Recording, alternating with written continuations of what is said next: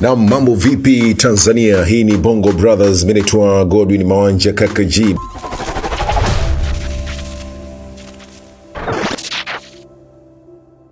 Bana, leo katika News Trends ni kuhusiana na jeshi la polisi limewataka wasichana kuepuka kujipiga picha za utupu na kuzihifadhi kwenye simu za mkononi ili kuepuka madhila na udhalilishaji unaoweza kutokea endapo picha hizo zitasambazwa kupitia mitandao ya kijamii. Amesema hata kama mmiliki wa simu hajasambaza picha hizo binafsi, iwapo simu itapotea, kuharibika au kuchukuliwa na mtu mwingine, anaweza kutumia nafasi hiyo kumkomoa kwa kuzisambaza. Tahadhari hiyo imetolewa Jumapili, Septemba 28, 2025 wakati wa mahafali ya kidato cha 4 katika shule ya sekondari ya Al-Kheri Girls Seminary jijini Tanga. Ofisa dawati la kutoa elimu ya kupambana na ukatili wa kijinsia wa jeshi la polisi mkoa wa Tanga, Happy Milanzi, amesema wasichana wengi hujikuta kikumbwa na matatizo makubwa ikiwemo kujiua baada ya picha zao kusambaa mitandaoni, na chanzo chake mara nyingi huwa matumizi mabaya ya simu.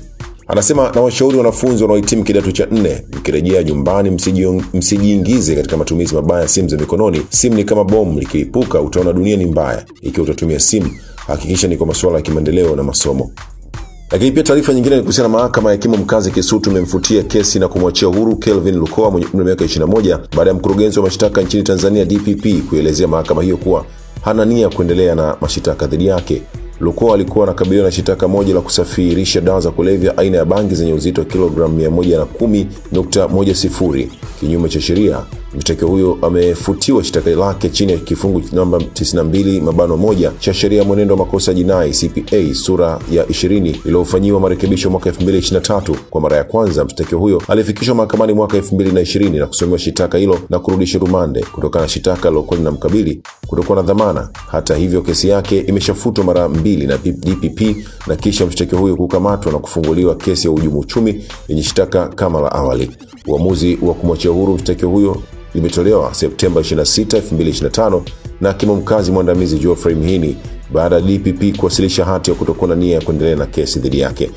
Na jeshi la polisi mkoa wa Kigoma limeanzisha uchunguzi kuhusu tuhuma za ukusanyaji haramu wa vitambulisho vya mpiga kura katika jimbo la Kigoma Kaskazini. Tuhuma hizo zinahusisha baadhi ya viongozi wa vyama vya siasa wanaodaiwa kupita mitaani wakilaghai wananchi kukusanya na kuandikisha namba za vitambulisho vyao vya kupiga kura. Kamanda polisi mkoa wa Kigoma Philemon Makungu, katika taarifa yake ya Septemba 27 kupitia mitandao rasmi, jeshi hilo limethibitisha kuwa matukio hayo yametokea katika kata mbalimbali ikiwemo Mwandiga, Kagunga, Simbo, Mkigo, Kagongo na Kidawe. Taarifa hiyo imefunua kuwa vitendo hivyo ni kosa la kisheria kwa mujibu wa sheria ya uchaguzi wa rais, wa bunge na madiwani ya mwaka 2024 chini ya kifungu cha 14(1)(G) na 119(2) cha sheria namba 1 ya mwaka 2024.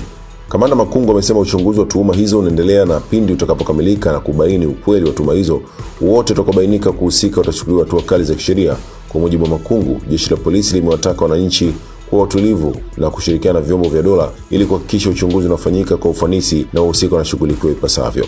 Na kiongozi wa kanisa la Nguruma ya Upako lenye makao makuu yake mkoani Arusha, Nabii Mkuu Dr. Joe Devi amekabidhi shilingi milioni 50 kwa Chama cha Mapinduzi mkoa wa Arusha ili kuwezesha kampeni za mgombea urais wa chama hicho Dr. Samia Suluhu Hassan anatarajiwa kuwa na mikutano yake ya kampeni mwanzoni mwa mwezi wa Oktoba mwaka huu.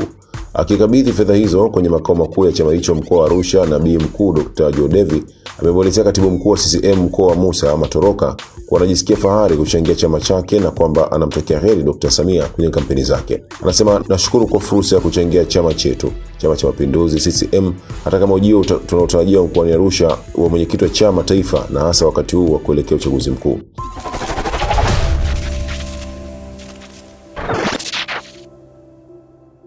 Na katika habari za kitaifa ni kuhusiana, China imefungua rasmi daraja kubwa zaidi duniani kwa umma, daraja Grand Canyon la Huajiang lina urefu wa mita 625 sawa na futi 2083 juu ya bonde katika mkoa wa Guangzhou. Wenye mamlaka wanasema daraja hilo linapunguza muda wa kusafiri kati ya pande mbili za bonde hilo kutoka saa 2 hadi dakika 2. Mapema mwaka huu mnamo mwezi wa Agosti, timu husika ilifanya majaribio ya kuendesha malori 96 kwenye sehemu zilizotengwa ili kuangalia uadilifu wa muundo wa daraja. Daraja hilo sasa limeweka rekodi ya daraja kubwa zaidi ulimwenguni lililojengwa katika eneo lenye milima. Naam, hizo ndizo habari za trend zaidi kwa wiki hii, katika weekend hii. Hii ni News Trends. Mimi naitwa Godwin Mawanja Kaka G. Hii ni Bongo Brothers. Asante, nikutakia utazamaji mema wa Bongo Brothers.